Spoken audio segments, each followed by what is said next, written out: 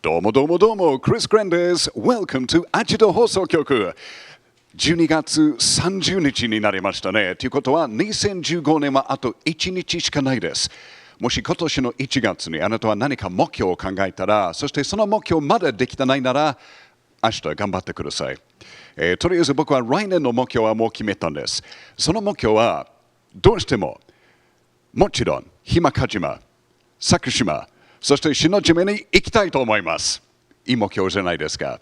それでは、愛知の離島の魅力を外国人留学生が発信するアジト放送局第4回目の今日は佐久島編です。今までに篠島の、式年遷宮とか日間賀島のフグやタコを紹介しましたが、今回は佐久島のアート体験を特集します。もう佐久島は今すごい人気ですよね。観光客本当に多くなりましたということは嬉しいです。それではまず佐久島のレポートをしてくれた外国人留学生の皆さんを紹介しましょう。皆さんこんばんは。こんばんは。どうも元気ですか？元気です。元気。クリスマスは楽しかった？楽しかった。よかったですね。なんかブライトちゃんもすごいなんか楽しいクリスマスを過ごしたみたいんですけど、どうでしたか？私、朝からサスロンやってアルバイトだったんです。ハ。でも幸せだったんです。なるほど。いや、なんかさっきなんかちょっと番組の前に皆さんクリスマスどうでしたか？ブライトちゃん、一番大きな笑顔で目がすごい大きくなって、すごい楽しかったよっていう感じで、何があったかなで、本当にアルバイトですか？本当にアルバイトです。どう思いますか？ちょっといいことあったんですけど、ずっと卒論とアルバイトだったんです。そのちょっとだけいいことは何でしたか？秘密です。秘密やっぱり私たちが思った通りですけど、まずは一人ずつ自己紹介お願いします。大家晚上好。中国から来ましたレイです。よろしくお願いいたします。よろしくお願いします。Selamat malam. インドネシアから来ましたナディシコです。よろしくお願いします。お願いします。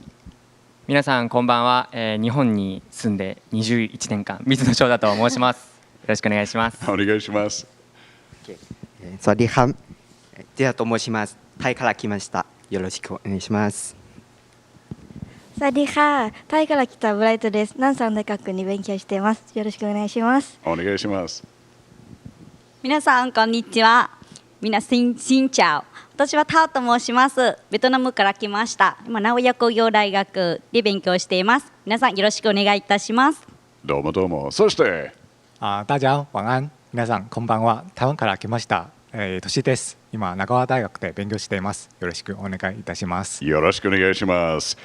今回はね、まず佐久島の場所ちょっと知りたいから、はい、ぜひ翔太さんお願いします。わかりました。佐久島のフリップがございます。こちらになるんですけれど、佐久島はここになりまして、行政区分で言いますと西尾市になります。前回放送した日間賀島と篠島は南知多町というところになるんですけれど、今回は西尾市の佐久島というところになります。西尾市は何で有名か分かりますか？お抹茶ですね。お抹茶ですよね。あとうなぎです。一式のうなぎとかも有名ですね。そう、はい、あとお城がありますよ。はい。知らなかった。いや本当のことです。ごめんね、すいません。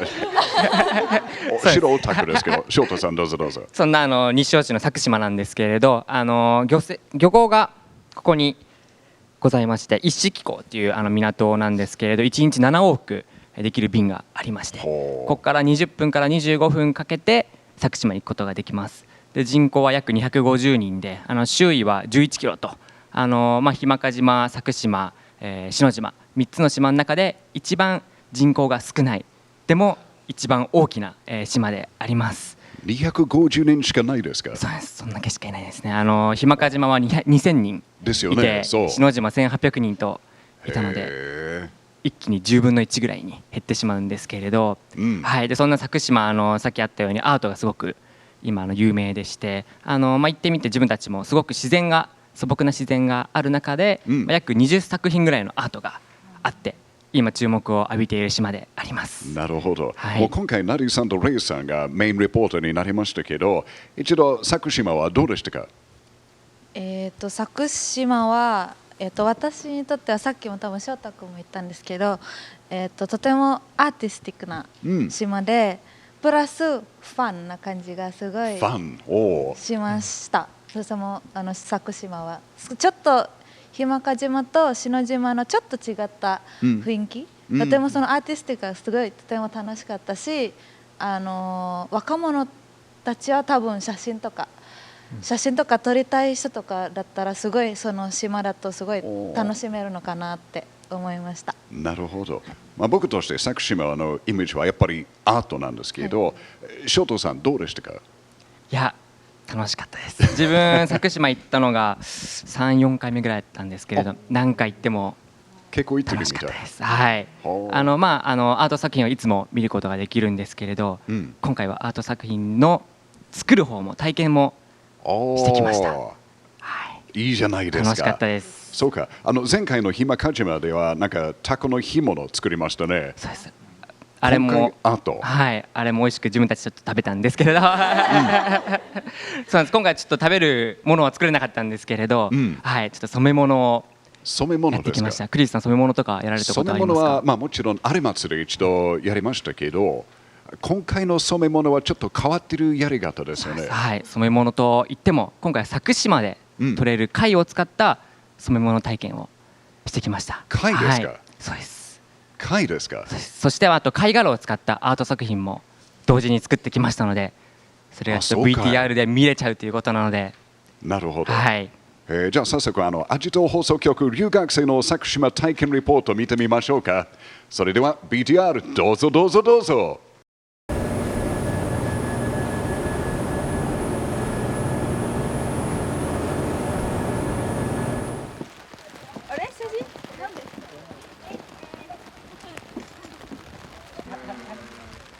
綺麗ですね。本当に。本当ですよ。もう見えないじゃん。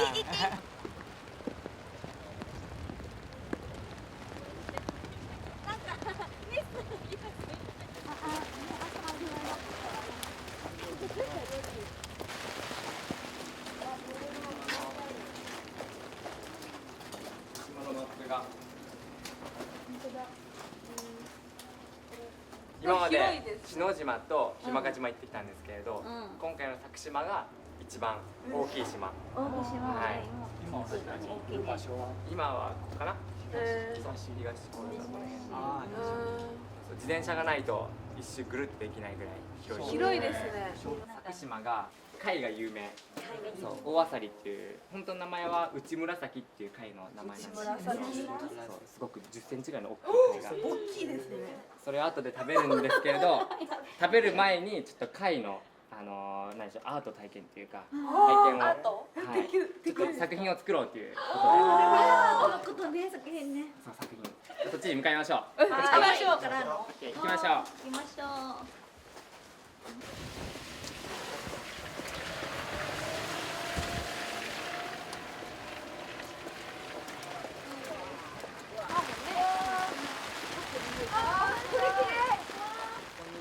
こんにちは。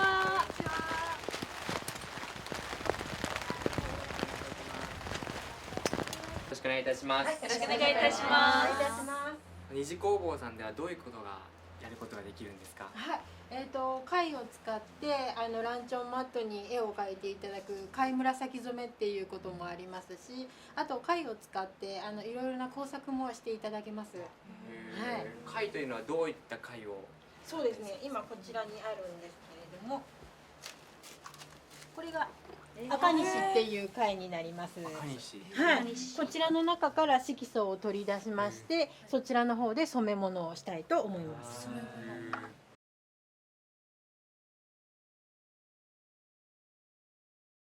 色も大きさも紫の方が全然関係ないですね。関係ないですか？はい。こちらにしまはい。す。一個。まずじゃあ一個ずついきましょうか。はい。はい。すごい一番気をつけてください。貝はここ右上を割るような形に伏せた状態でここら辺右上を叩いて割っていきます。はい。ゴンゴンゴンゴン。お、いいですね。ました。あ、ぐにょぐにょ動いてます。かわいそう。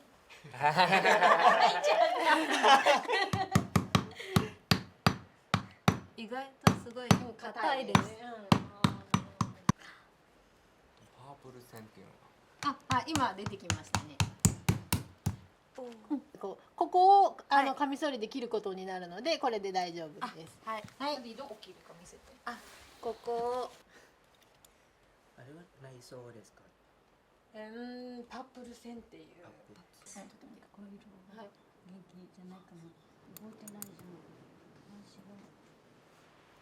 内臓が混じってしまうと色がくすんでくるので、それだけを丁寧に取り出して。はい、クリームだけですね。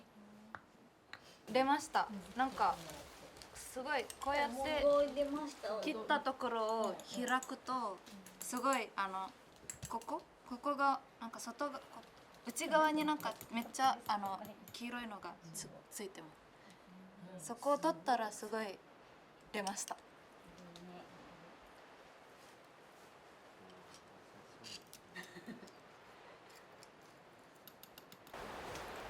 れしか取れないです。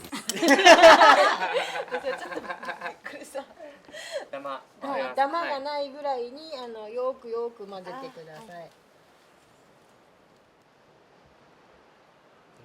筆でぐるぐるぐるぐるぐる。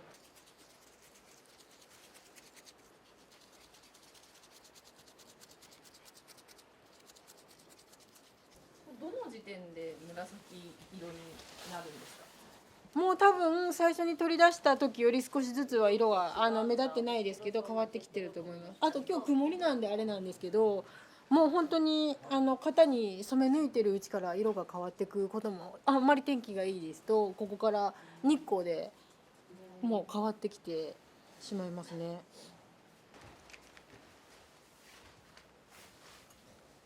お花とか風鈴、あと鯉のぼりだったりもみじだったりうさぎだったり魚だったりいろいろありますのでお好きなのを選んでもらって。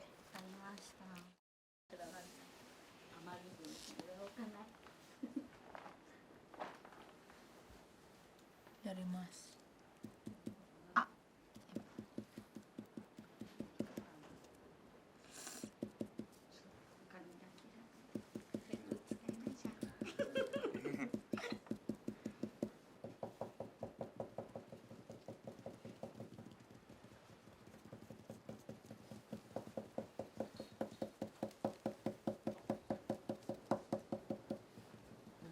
じゃあめくります。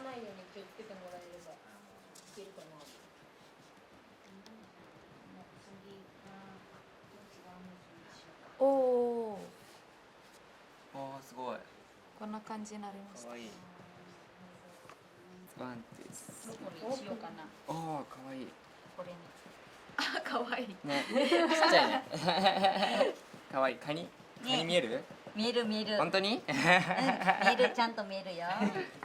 カニです。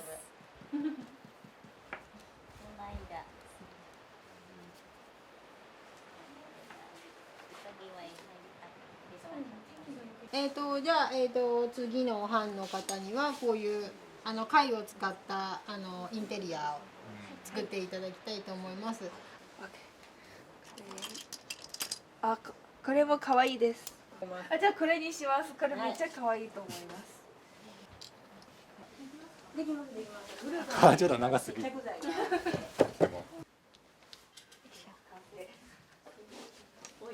部白い貝にしたのね。トスと真逆だね。でも下の方はカラフルにします。下の貝はこれ一番。その置いたまんまこう。まだです。怖い。面白いです。怖くないです。手がビリビリビリ。そうです。そう。結構だね。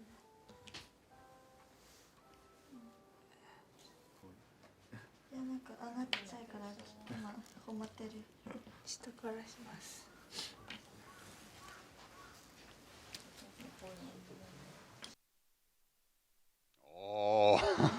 いいじゃないですか。今回もすごい楽しそうなレポートですけど、今回も雨が降りました。それまた雨です。誰のせいですか？ディレクター、やっぱり。もう、どうしよう、今度なんか、また雨の日かもしれないですけど、でもなんかすごい良かったみたいですね、本当に。二次工房というところ、すごいカラフルなところみたいです。ね、あとはなんか皆さんがなんかまずその貝からの、なんて言ってもいいですか、エキスですか？そうですね、はい。パープル線っていうところをこうやってピッて削って取るもの、染料を取って、あれをこうやってちょんちょんちょんと型にはめていくと、美しいランチョンマットができちゃうみたいなものなんですけれど。本当にちょろっとしか出ないですよね。そうなんです。貝によって種類も貝によって量も違いまして。そうですか。そうなんです。タオトが少なかったもんね。なんか運がすごく悪くて、2回もやりましたよ。貝は2個でも割りましたけど、顔料はねすごく少なかったんですよ。だから製品も多分あんまりうまくできてないだと思ってますけど。いや大丈夫かもしれない。後でそれはチェックしましょうけど。そうですね。このペンはね。タオさんは2回だけど、僕の方は3回くらい。そうなの。会話3回もやりました。そうですね。あとなんか日にちによるとということなんか天気によると色が変わりそうですよね。そうですね。はい。すごく晴れている日だと1日ですぐ色が変わるんですけれど、自分たち誰かさんのせいで雨だったので。誰のせいですか？ディレクター。やっぱりなるほどなるほど。なので乾くのがちょっと時間かかってしまったんですけれど、はい。ですけどもう完成品がつい先日佐久島から届いたみたいですので、そうですか。ちょっと見てみましょうか。それを見てさっきの貝殻アートとアートですか。これ誰が作ったんですか？これ誰でしょう？ブライトちゃん。ブライト。すごいなんか上に可愛いのが。私が作ったものです。でこれがランチョンマットですね。これ自分が作ったやつですね。はい。すごいじゃないですか。じゃああとはい。あとジャイさん、はい。ちょっとこれをカメラのためにちょっと一度持っていってください。いいじゃないですか。かわいい。うまくできたね。いい感じ。もみじとこれ何？葉っぱですよね。そうですね。見えますよね。で、ジアさんが何？恋のぼりとこれは何？桜ですか？桜みたいですね。桜みたい。いやもう桜ですよね。で、なりちゃんは何を？鳥と魚じゃない。鳥ですよね。鳥と花です。はい。で、翔太さんは？そうです。自分は鳥とカニとちょっと自己主張が激しいんで名前入りです。いいじゃないですか。いいじゃないですか。で、トシさんの作品は何かタイトルありますか？そうですね。まずはその糸を通すためには、穴を開けることですね。先生を見て先生に簡単に穴を開けられるなんて見て簡単だなと思って、すごい自分でやれば本当に難しかったですよ。そして僕にはアート的なセンスはあまり持っていないので、このように一直線なものを作り出したけど、でも、先生からは男らしいというそのでも、イメージがあって確かにそうですね。言われましたけど、楽しかったです。なるほど、いいじゃないですか。で、ブライトちゃんの作品は何かタイトルはありますか？タイトルですか？作品名はネチュラルブライト。できたら自分らしい作品を作りたかったんですね。でこれは全部白で、はい。自分は今日ちょっと黒いですね。なるほど。黒っぽいですね。頭の中も真っ白？頭も今真っ白です。なるほど。そういう状態。どうしようかな。はい。そしてレイちゃん。はい、今考えましたけど、この作品の名前は出会いです。出会い。2本ありますので、しかもアートな島でできた作品なので、せっかくなのでなんかアートな名前をつけてみようかなと。なるほど。ということはもしかしてレイちゃんともう一人は誰かまだいないです。まだないです。OK まあ彼が今その日もそうですね登っていて、そのトマナケの辺で、一度会うんですよね。もう貝で染めるということも結構珍しいじゃないですか。自分の国でそういう文化とかそういう技術はありますか？皆さんはどうですか？中国はどうですか？まあ中国は内陸の方は結構広いなので普通の貝はあんまり、珍しいかな、珍しいと思います。こんななんか細工とかは見たことないですね。そうですか。こんな体験も初めてでした。はい。ジエさんはどうですか？まあ知ってる限りにはないみたいですね。でもこのような貝を作り方はあるんですけど、貝でなんていうかその染め物を作るのはないですね。はい。なるほど。やっぱり台湾もないんですよね。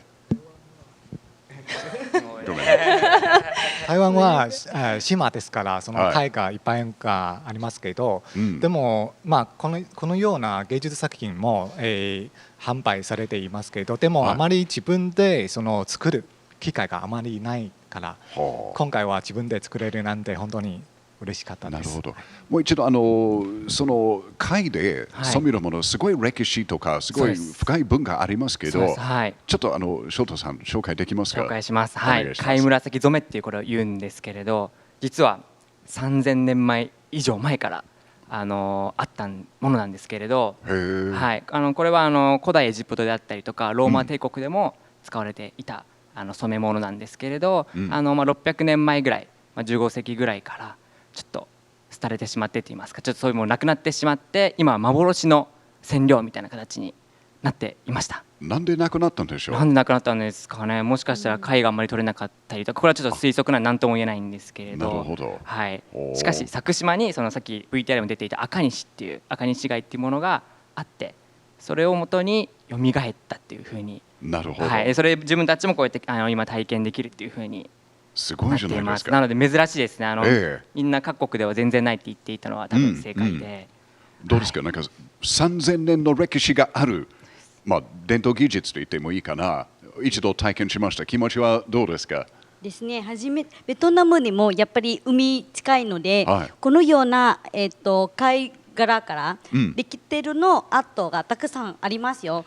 で、布とかにこのような染めるのも自然からなんか葉っぱの色とか花の色とかなんかそのようながたくさんありますけど、もうやっぱり貝から出てるの顔料液からこのりも染めるなんて初めて体験できまして、なんかすごいなと思いました。ですよね。でやっぱりなんか貝からその液を取ったから別に変な匂いはなかったんですか？どうでしたか？匂いがないなかったんですか？なんか気づいてないんです。ちょっとだけありました。匂いが。本当？ちょっとだけなんですけど、はい。でもそんなに気になるほど匂わなかったです。はい。生きている貝だったんで少しは生臭い匂いもしたけど。なるほど。それで一番なんか心配しました。よくなんか貝だったら結構変な匂いが出るとか、いや問題なかったよかったです。でもちょっとぐにゃっとした感じでね触ると。はい。そうちょっと。なるほど。はい。で、ナディさんとレイさん、なんかアート体験とか染め物作りはやっぱり楽しかったんですか？私本当になん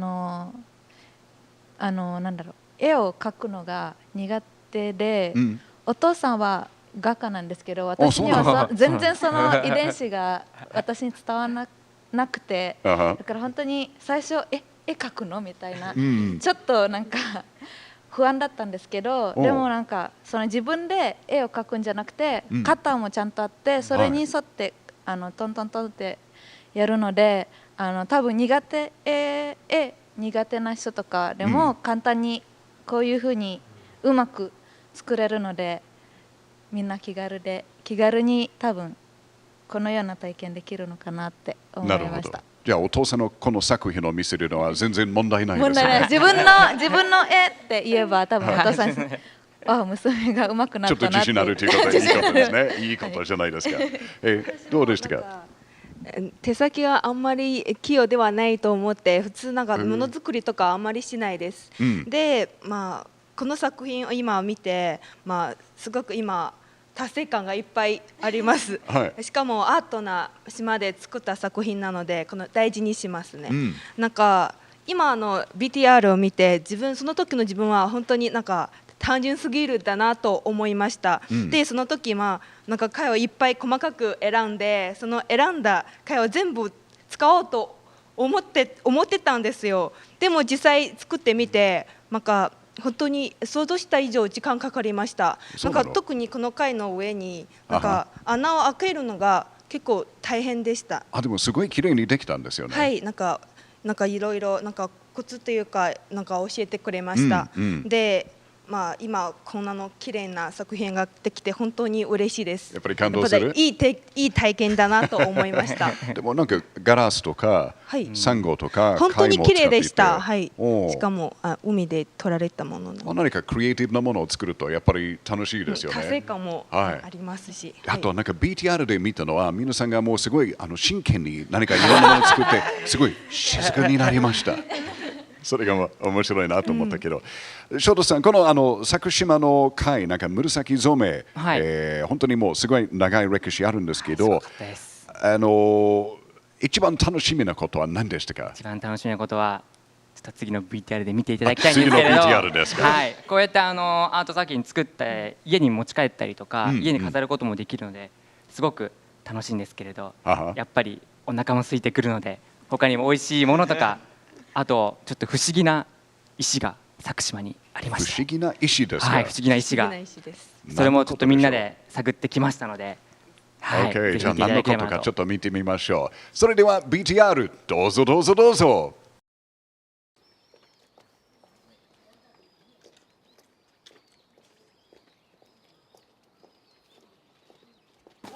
海見えました。看板見ました。これか。あれやっぱり写真見たことあります。写真撮りたいもんね。面白いね。大きい。だから一人が一つの熊に。私は登る。傘を切り。わ高い。どう。大統領みたい。おお。いやなんか。どう？上の空気。下より新鮮。いかにね。でもラビンさんの顔入ってるか？入ってる。いいね。もう一枚ください。子供3人だけど、もう芸人なくて。めっちゃあるじゃん。すごい。食べ物もあるんだ。ちっちゃいのがいる。何の食べ物なの？お昼ご飯食べてる。だからみんな買ってる。私たちも食べなきゃ。自分たちもお腹空いたから大あさり丼をやったー。自分たち食べに行きたい。大あさり丼。大あさり丼ね。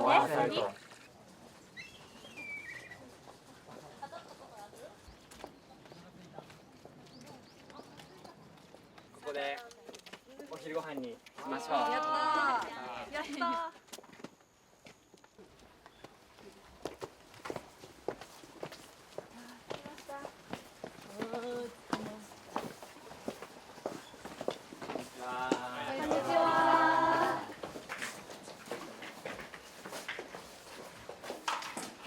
こちら島を美しく作る会の会長の鈴木さんという方です。よろしくお願いします。よろしくお願いします。はい、どうぞ。今日はこちらで美味しいものがちょっといただけるっていう話を聞いてるんですけど、佐久島の名物のおあさり丼用意しましたので。はい。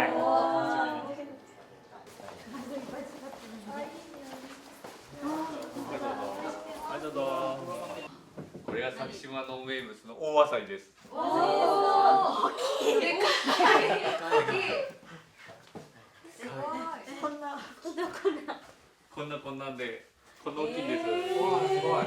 生きてますかこれ？半分に割って身を取って大あさり丼を作るんです。あ、水丼という意味です。そうです。大あさり丼。お、重たいですね。そう。重い。怒ってる子だよ。重たいです。本当に。危ない。ちょっと危ないですね。何グラム何キロですか？何グラムのかね。もっと大きいやつ。これよりもっと大きい。いや、それはだいたいそんなものが商品価値としての大きさなんですね。サイズ的には。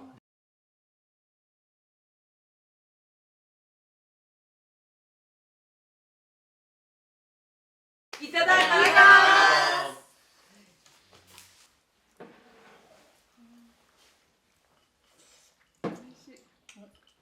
アサリの揚げ物食べるのがこれ初めてですよ。なんか大きいですしめっちゃ美味しいです。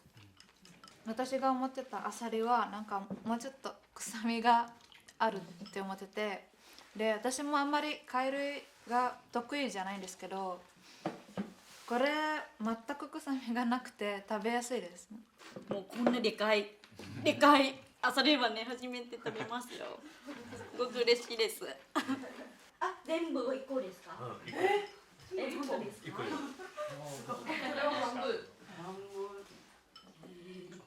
お疲れ様でした。ごちそうさまでした。ありがとうございます。また来てください。また来ます。また来てください。ありがとうございました。ありがとうございます。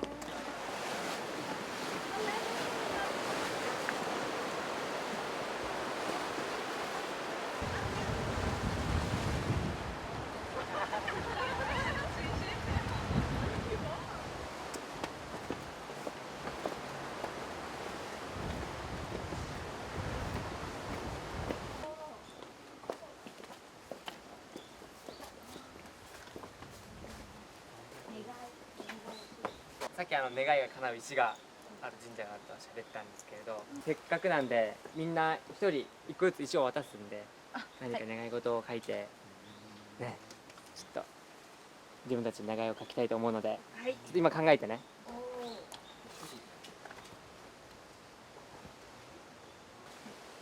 願い石もらいました。これです。何しよう。考えてますね。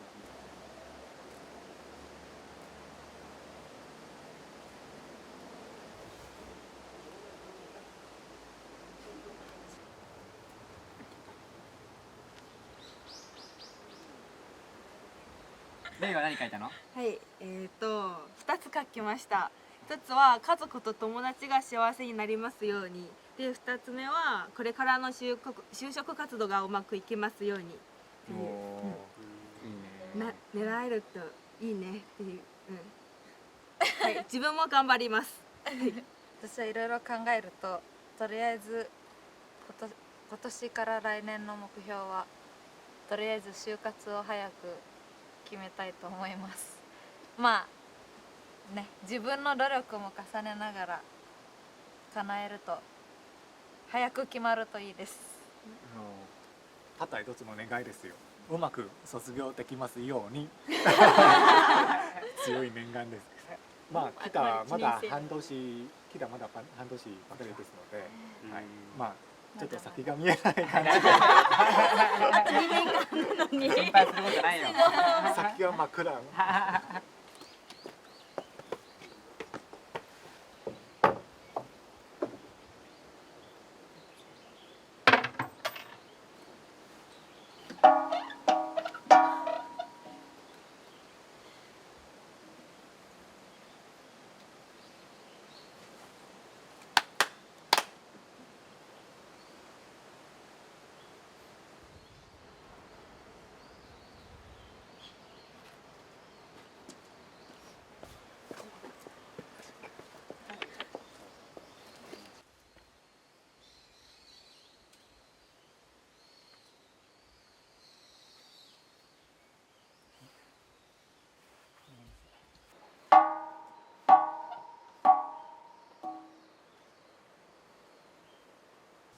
おお、いいじゃないですか。本当に楽しそうですね。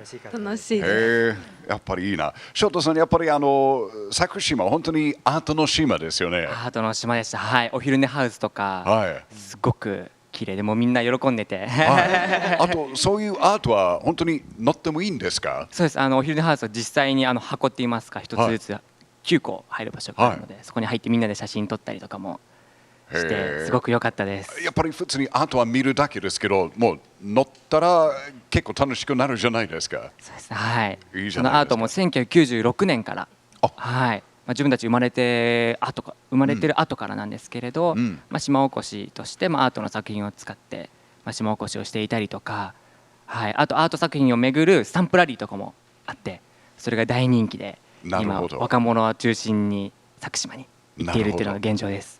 あと作品がたくさんあるから佐久島となったという状態ではないですよね。どういうことですか？すいません、親父ギャグですからやめた方がいいです。ナディさんとはおあさり丼を初めて食べたんですか？はい、私初めてで、おあさり、貝類が好きじゃないっていうか得意、ちょっと苦手ですか？苦手な食べ物で、最初あさりって聞いた時、ちょっと困ったって思って困ったって思って、結構目の前におあさり丼が来てうわーって思ってたら、もうちっちゃいあさりでも食べられないのにこんなでかいあさり食べれるのかなって思ってたんですけど、食べてみたら本当に嘘じゃないです。本当に臭みがなくて、なんかうまくなんだろう、親子丼と味がいい感じ、全然臭みとかもなくて、なんか食べやすかったです。ということはおあさりの味はあさりっていう感じですか？そうですね。なるほど。多分外国人に限らず日本人でも多分その臭みに弱い人も多分いるので、それもすごい食べやすいから、ぜひ食べてみて。わかりました。実は僕は同じです。ちょっと貝類がちょっと苦手なんですけど、だってオーストラリア、僕のふるさとでそのアサリが別に人間が食べるじゃなくて魚鳥の餌として使います。なので僕もなんか例えばスープとかこの間の料理みたいな感じで見ると、結構ですっていうちょっと苦手。やっぱり美味しかった。美味しかったです。OK、じゃあ今度一度トライしますけど、レイさんはどうでしたか？そうですね、なんか大あさり丼は本当になんか大あさりをカツにしてなんかカツ丼風にしたなんか食べ物 なのですね。揚げ物なのに中の大あさりはなんか柔らかくて本当に美味しいです。はい。なるほど。なんか自分のふるさとは内陸なので、普通こんなの海鮮があんまりなんか多いではないですので、チャンスがあったら家族と友達を連れて1階にあそこに大あさり丼を食べに行きたいと思います。行きたいんですか？そうです。本当に。はい。じゃあ佐久島のやっぱり大あさりが間違いなし懐石料理という感じですね。本当に美味しかったです。もう一回食べたいです。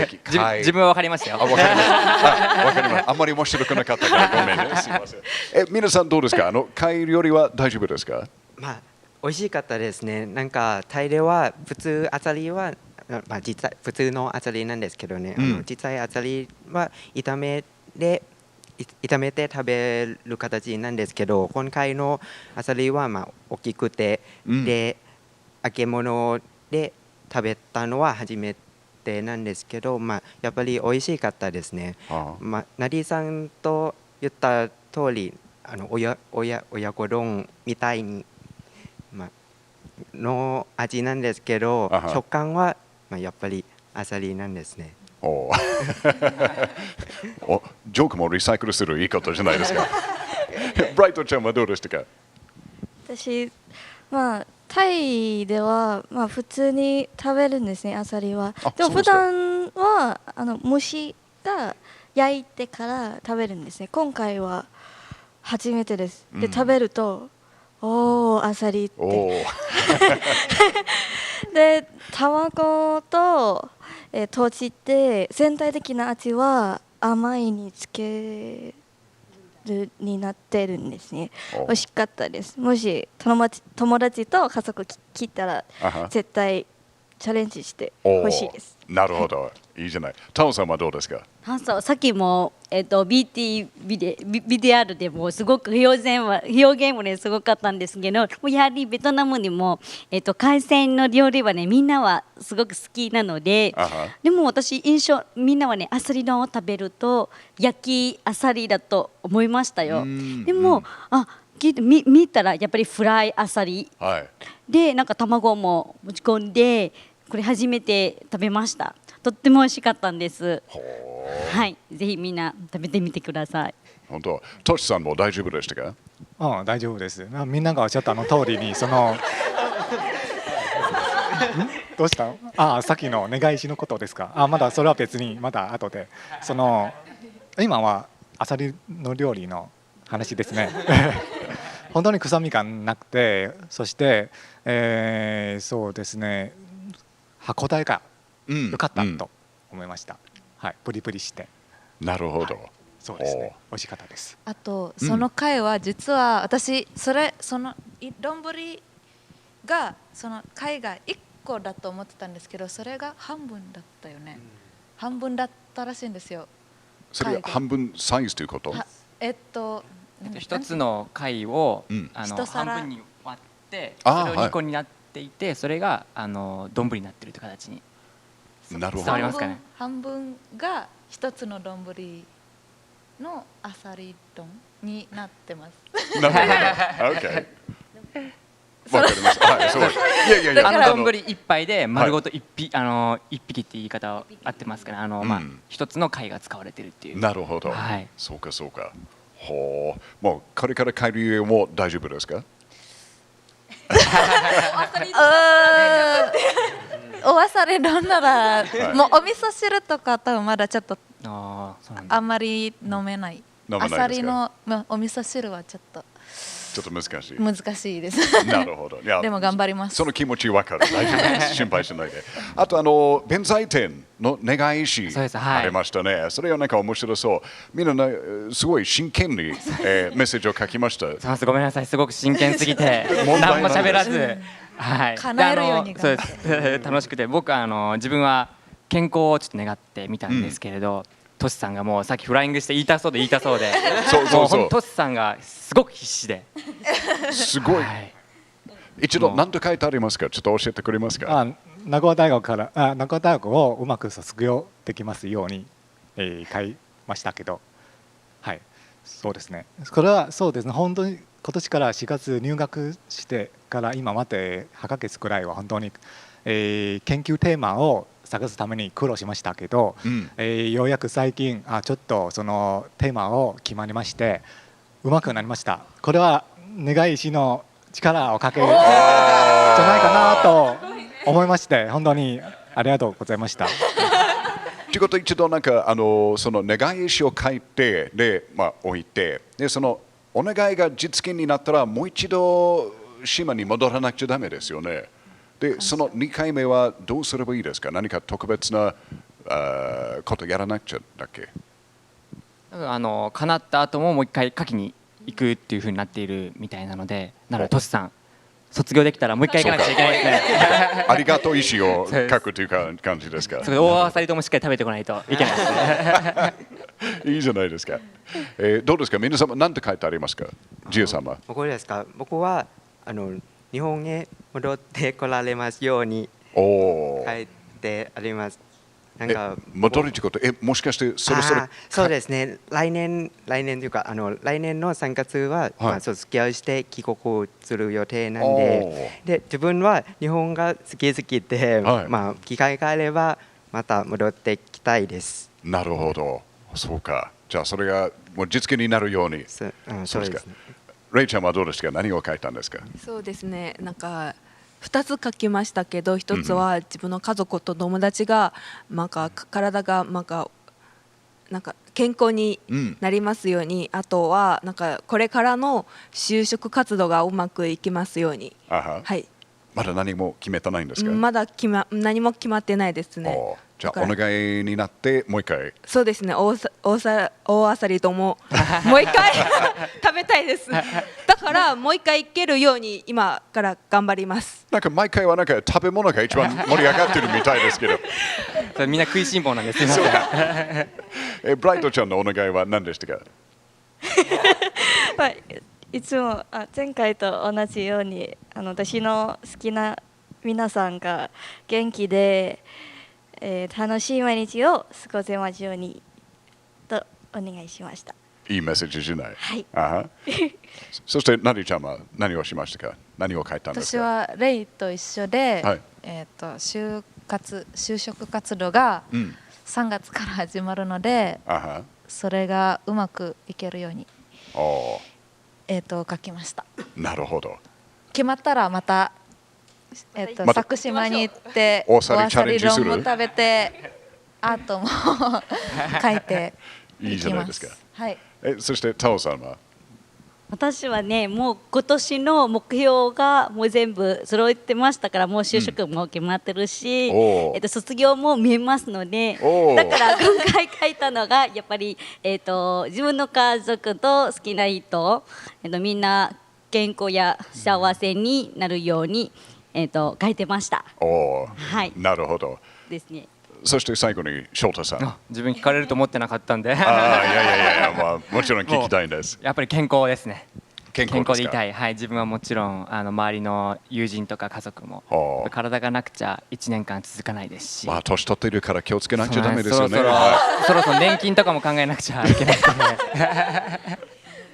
でまだ21なんでまだまだこれから、はい、でも体が一番大切だと思っているので、はい、2016年もしっかり。あと2日しかないですけど、あと1日半ぐらいですね。そうですよね。本当にもうあっという間ですよね。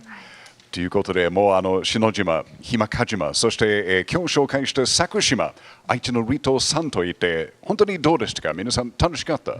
楽しかったですね。一番楽しい思い出は何かありますか？ナディア様はどうですか？楽しい思い出は、最初の島の篠島。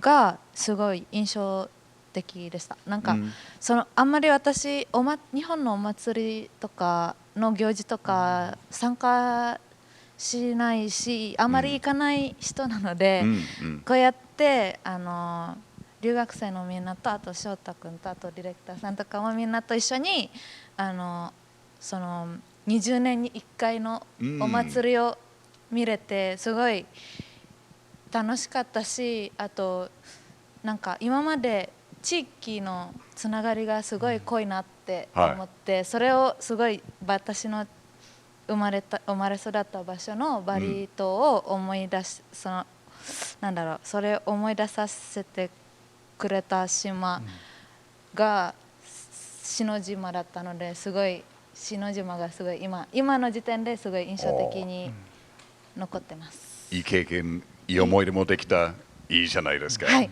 楽しかったです。OK。レイさんはどうですか？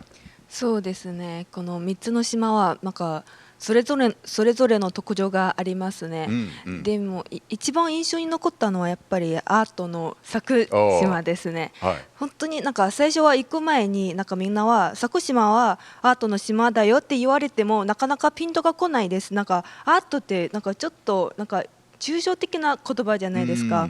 なんかどんなアートな島なのか、なんか実際にみんなと行ってみて、やっぱりなんか他の島と違ってなんか建物もなんか景色もなんかすごくアートな雰囲気があふれる感じな島だなと実感しました。なるほど。はい。でもいい思い出ですよね。そうですね。いい思い出ですね。あとはなんかこの3つの島もなんか島での住民がとっても優しくて、あと海鮮料理がとっても美味しいのは共通点ではないかなと思います。なるほど。はい、いいね。そうか。ジエさんどうですか？もしチャンスがあったらもう一度一つの島に行かなくちゃダメだったらどこに行こうと思っている？一つだけですか？難しいですけどできますか？難しいですね。まあ自分は写真を撮るのが好きなんで、多分佐久島の方がもう一度チャンスがあれば佐久島に行きたいです。実は前も個人で友達と一緒に行ったことあるんで、昼寝ハウスとかイーストハウスとか、登って写真を撮ったこともありますし、楽しかったですね。やっぱり若者のための島ですね。楽しかったです。よかった。OK。ブライトちゃん、そのアジト放送局のリポートとして一番印象に残っている場所とかことは何でしたか？私は日間賀島ですね。一番印象に残った。なぜですか？日間賀島の人は、すごく優しくて、フレンドリーだったんですね。私たち歩いてて周りの人から「おはよう」とか「ヘロー」とか挨拶してくださって、なんかすごい印象残ったんですね。あとは日間賀島はフグとタコが美味しかったからまたもう一回みんなで食べに行きたいですね。で夏の時もみんなとバーベキューしたいですね。雨のない日ね。雨のない日です。今度ちゃんと天気をチェックしてその後、ディレクターさんの招待しましょう。そうですね。はい。あとタオさんどうでしたか？やっぱり、離島の3つはそれぞれ特徴がありますけど、私一番印象に残ってるのが、篠島では、20年1回の花火をみんなと一緒に見たのが、一番印象に残ってます。で日間賀島ではやっぱり食べ物がとても美味しいと、印象に残ってます。で最後の佐久島ではやっぱり自然が綺麗です。この日はちょっと雨だったので、まだ全部歩けられないし、だから戻ってきたいだったら佐久島戻りたいんです。でまた後の作品も、たくさん撮ろうかなと思ってます。ぜひ戻ります。なるほど。そしてトシさんどうでしたか？そうですね。この3つの離島はそれぞれ自分の特徴と見どころが持っていますし、そして特にその佐久島はまるで天然的な美術館みたいな感じまして、その芸術作品を見て本当にすごく感動しました。しかし一番印象を残ったのはやっぱり篠島です。本当に今回20年一度の遷宮行事に参加できまして本当に感謝しています。そして地元の住民たちはいろいろな話を教えていただきまして本当に大変勉強になりました。今度は来年の夏はちょっと篠島のビーチを楽しみたいと思います。戻るんですか？戻る？はい。いいじゃないですか。今度来年の夏。夏だったらいいでしょう。雨がない日ですよね。雨がない日です。そして翔太さんどうでしたか？やっぱり外国人のリポートの皆さんと回っていて、日本人の目線としてはどうですか？その3つの島。そうですね。やっぱり自分も歴史がすごく好きなので、篠島の式年遷宮であったりとか、あと名古屋城を作るときに加藤清正が石を切り出した場所があったりとか、あとはちょっと個人的に御部台の奉納祭りとかも行っていて、そういうなんでしょう、住民の人たちがその何年も築き上げてきたものを次の世代に残そうっていうなんでしょう姿勢といいますか、そういう雰囲気がすごく素敵だなと思って、でそれプラスあと留学生の皆さんと回ったことで自分が気づかなかったことすごく気づくことができたので、そうですよね。日本ってワンダフォーみたいな感じでやっぱり自分の国の魅力が再発見できてという感じ。それもやっぱり大切ですよね。さらに愛知の離島が好きになっちゃいました。もう皆さんやっぱりすごいいい思い出を作っていい友達にもなったということは本当にいいことですよね。本当によかった。本当にお疲れ様でした。もう本当にロケも行くのはすごい楽しかった。雨が降ってもですよね。楽しかったです。本当にアジト放送局で、島の魅力を本当にもう分かって、僕も、どうしても行きたいなと思っている。ひまかじまはもちろん行ったんですけど、佐久島まだ行ったことないから。でも今日のレポートを見て行きたいなっていう気分がありますね。ぜひ行ってみてください。いいね、行きたいんです。今度一緒に行こうか。行きましょう。Okay、アジト放送局では、今回で残念ながらですけど、最後となりました。が、皆さんがもう活動がまだまだ続きますよね。はい。そうです。まずはアジト放送局を、ロケにたくさんの日間賀島、篠島、佐久島と3島の方が本当に自分たち親切にしていただきましたので、本当にこの場でですけど感謝を申し上げたいと思います。本当にありがとうございました。これから皆さんもなんかパンフレットとかそういうことも作るんですよね。はい。この留学生のみんなが、自分の国へ愛知の離島を PR するために島のパンフレットを作っていきます。ぜひお願いします。中国、台湾、ベトナム、タイ、インドネシアと、もう5カ国のメンバーがいますので、すごい。母国語で自分の感じたこととか思ったことを、また自分たちの国で発信していっていただければなと思います。それがすごい嬉しいですよね。もうどうしてもこの留学生の皆さんもうあとどのぐらい日本にいるかわからないけども、来年の3月までですよねとか、あと何年ぐらいですか？1年半ぐらい。1年半。短いんだ。でもここで就職するつもりです。あ、そうですか。じゃあ日本にいいことですね。で、ナディちゃんは私もまだまだ。OK、いいこと。就職も日本に。いいことじゃないですか。で、トシさんはあと2、3年間かなと思いまして、まだまだですね。タオさんは私はもう来年から、名古屋で、就職はできましたから多分まだ分かんないんですけど多分まだまだいます。いいことです。そしてブライトちゃんは私3月から東京で働くのでまだまだ日本にいます。まだまだ日本にいるんですけど、その短い間でも皆さんが愛知にいるの間に愛知の歴史とか、愛知の文化、愛知の魅力をもうガンガン楽しんで勉強して、そうするともう今後のパンフレットと同じように、愛知の魅力を自分の国に、自分の友達にそういう全て伝えてほしいと思いますね。もう9月初めてこのアジト放送局、もう僕もすごい楽しかったから、もう本当に皆さんありがとうございました。ありがとうございました。それでは最後に、愛知のリト PR 大使チータ娘が出演する佐久島のプロモーションビデオを見ながらお別れです。リト大好き、もちろん愛知も大好きのクリス・グレンでした。See you again for アジト放送局。またね。良いお年を。バイバイ。バイバイ。